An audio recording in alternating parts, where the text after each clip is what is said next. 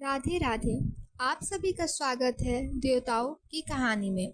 आज हम सब गरुड़ पुराण की 6वां अध्याय, जिसमें जीव का गर्भवास का वर्णन है, यह सुनेंगे। तो आइए शुरू करते हैं। गरुड़ बोले, हे भगवान, नरक में आया हुआ जीव माता के उदर में किस प्रकार उत्पन्न होता है और गर्भादिन्दु दुख को कैसे भोगता है, वह सब मुझसे कहिए। तब श्री भगवान विष्णु बोले, हे गुरु, स्त्री पुरुष संगम करने से स्त्री का रुधिर और पुरुष का वीर्य दोनों एकत्र हो गर्भ में स्थित होता है। वह जीव जिस तरह जन्म लेता है, अब मैं तुमसे कहता हूँ।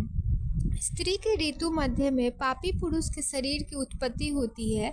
विश्वरूप को मारने में इंद्र को हत्या लगी। इसका इंद्र ने 4 विभाग कर पृथ्वी, जल, वृक्ष और स्त्रियों को कर्म से दे दिया। स्त्रियों में ऋतु आने से पुत्रादि की उत्पत्ति होती है। इस कारण 3 दिन स्त्रियां अपवित्र रहती हैं। ऋतु काल में प्रथम दिन स्त्री चंडाली, दूसरे दिन ब्रह्मघातनी के तुल्य, तृतीय दिन धोबिन के समान होती है। इन 3 दिनों में नरक से आए हुए जीव उत्पन्न होते हैं। ईश्वर से प्रेरित हुए कर्मों से शरीर धारनार्थ पुरुष के वीर्य बिंदु के आश्रय से स्त्री के उदर में जीव प्रवेश करता है। एक रात्रि के शुक्र शोणित योग से कलल के सदृश, 5 रात्रि से बुद्बुद सदृश और 10 दिन पर बद्री फल के समान कठोर, तदंतर मांस पिंडाकार होता है। वह योनि के अंदर अंड के आकारवत होता है। 1 महीने में मस्तक, दूसरे महीने में भुजा आदि अंग की रचना होती है। तीसरे महीने में नख, रोम, हड्डी, चर्म, लिंग, 10 द्वार के छिद्र। चतुर्थ महीने में त्वचा, सांस, रुधिर, मेद, मज्जा, अस्थि, इन धातुओं की उत्पत्ति। 5वें महीने में क्षुधा, तृषा उत्पन्न होती है। 6ठे महीने में गर्भ की झिल्ली से आच्छादित होकर दाहिने कुक्षी में गर्भ भ्रमण करने लग जाता है। माता के भक्षण किए हुए अन्न पानादि से बढ़ता हुआ गर्भ का जीव विष्ठा, मूत्र आदि का स्थान तथा जहाँ अनेक जीवों की उत्पत्ति होती है, ऐसे उदर में शयन करता है। वहाँ कृमि जीवों के काटने से उसके सब अंग कष्ट पाते हैं। वह बारंबार मूर्छित भी होता है। माता जो जो कड़वा, तीक्ष्ण, लवणयुक्त, रूखा, कैसेला आदि भोजन करती है, उसके स्पर्श होने से कोमल अंगों को बहुत कष्ट उत्पन्न होता है। फिर भीतर से तथा ऊपर आंत से विशिष्ट रहता है। उस समय उसके पैर ऊपर और सिर नीचे रहता है। पीठ और ग्रीवा कुंडली के आकार की होती है। वह इधर उधर हिल नहीं सकता। जिस प्रकार से पिंजरे में बंद पक्षी रहता है, वैसे ही वह माता के गर्भ में दुख से रहता है।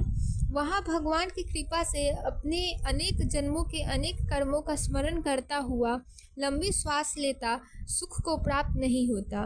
वहाँ जंतु 7 धातुओं से बंधा हुआ भयभीत होकर हाथ जोड़ ईश्वर की, जिस ईश्वर ने उदर में स्थापित किया है, उसकी स्तुति करने लगता है।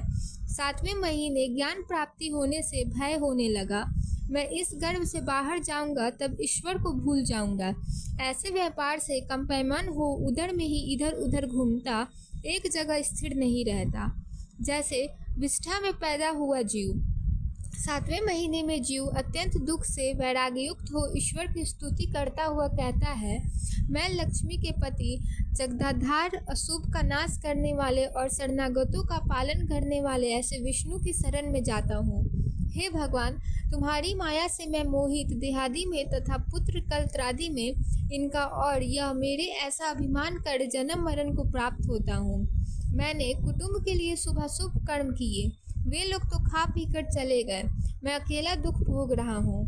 हे भगवान, इस योनि से पृथक हो तुम्हारे चरणों का स्मरण कर फिर ऐसे उपाय करूँगा जिससे मुक्ति को प्राप्त कर सकूँ।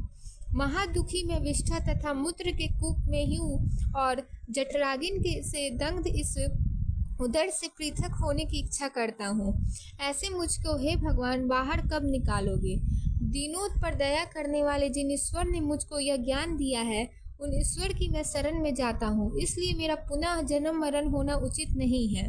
हे भगवान, मैं इस गर्भ से अलग होने की इच्छा नहीं करता, क्योंकि बाहर जाने से पाप कर्म करने पड़ते हैं, जिससे नरक आदि प्राप्त होते हैं। इस कारण इस बड़े दुख से व्याप्त हूँ, फिर भी दुख रहित हो आपके चरण का आश्रय लेकर मैं संसार में अपना उद्धार करूँगा। तब श्री भगवान कहते हैं, हे गुरु, इस प्रकार की बुद्धि वाले एवं स्तुति करते हुए 10 मास के ऋषिकल्प उस जीव को प्रस्तुवायु प्रसव के लिए तुरंत नीचे की ओर ढकेलता है। इस प्रकार प्रसूति मार्ग से होता हुआ प्रसूति वायु के वेग से सहसा नीचे गिराया गया वह जीव अत्यंत कठिनाई से बाहर निकलता है। उस समय वह श्वास भी नहीं ले पाता और उसकी स्मृति भी नष्ट हो जाती है।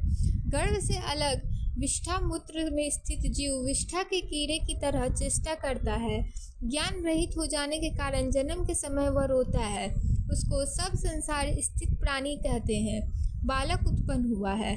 जिस प्रकार बुद्धि गर्भ में, रोगादि में, शमशान में, पुराणादि सुनने में रहती है, वैसी बुद्धि सदा रहे तब बंधन से कौन नहीं छूट सकता है। जिस समय वह जीव कर्म भोग के अनंतर गर्भ से बाहर होता है, उस समय विष्णु की माया से वह मोहित हो जाता है।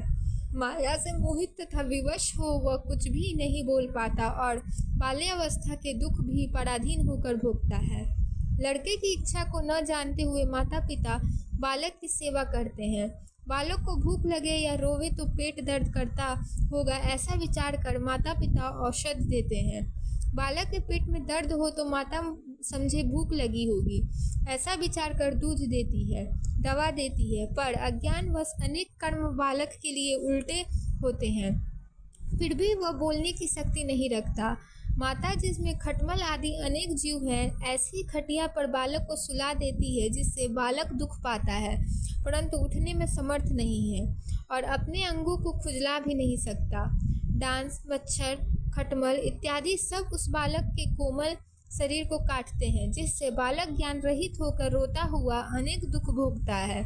इस प्रकार 5 वर्ष तक बाल्यावस्था के दुख भोग, पौगडावस्था में विद्याधन करते समय दुख भोगता है, तदंतर युवावस्था के दुख भोगता है, अनेक तरह के व्यसन में लगा रहता है, फिर नीच पुरुषों का संग करता और शस्त्रता सत्पुरुषों से द्वेष करता हुआ कालमपट हो जाता है।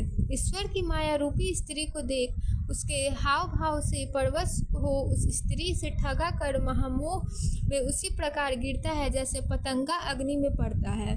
मृग, हस्ती, पतंग, भ्रमर और मीन, ये 5 क्रमश इंद्रियों के एक एक विषय, शब्द, स्पर्श, रूप, गंध तथा रस में आसक्त होने के कारण मारे जाते हैं।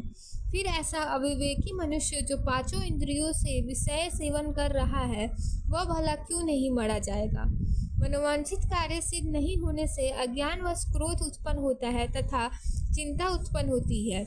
इस प्रकार देह के साथ काम क्रोध भी बढ़ते हैं।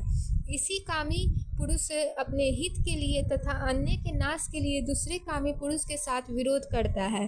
तब अन्य बलवान कामी पुरुष से मृत्यु को प्राप्त होता है। जैसे बलिष्ठ हाथी से साधारण हाथी नष्ट होता है, ऐसे मूर्ख पुरुष जो विषय भोग में आसक्त होकर मनुष्य जीवन का नाश करते हैं, इनसे अधिक अन्य कौन पापी है। पशु आदि अनेक योनियां हैं, जिसके मध्य में इस कर्म भूमि में मनुष्य तन प्राप्त होता है, उसमें भी ब्रह्मतत्व पाना यह तो अत्यंत दुर्लभ है। हे गुरु, ऐसे ब्राह्मण कुछ भी विचार नहीं कर इंद्रिया द्वारा विषय सेवन करते हैं। उस ब्राह्मण के हाथ में आया हुआ अमृत स्वरूप यह अवसर प्रमाद से नीचे गिर गया, इसलिए मनुष्य जन्म प्राप्त कर हरि में भक्ति करना ही जन्म की सफलता है। जो युवावस्था में भोगनों के सेवन कर वृद्धावस्था में अनेक महाव्याधियों से व्याकुल हो बड़ा दुखित होता हुआ मृत्यु से वशीभूत हो पुनः नरक में गिरता है।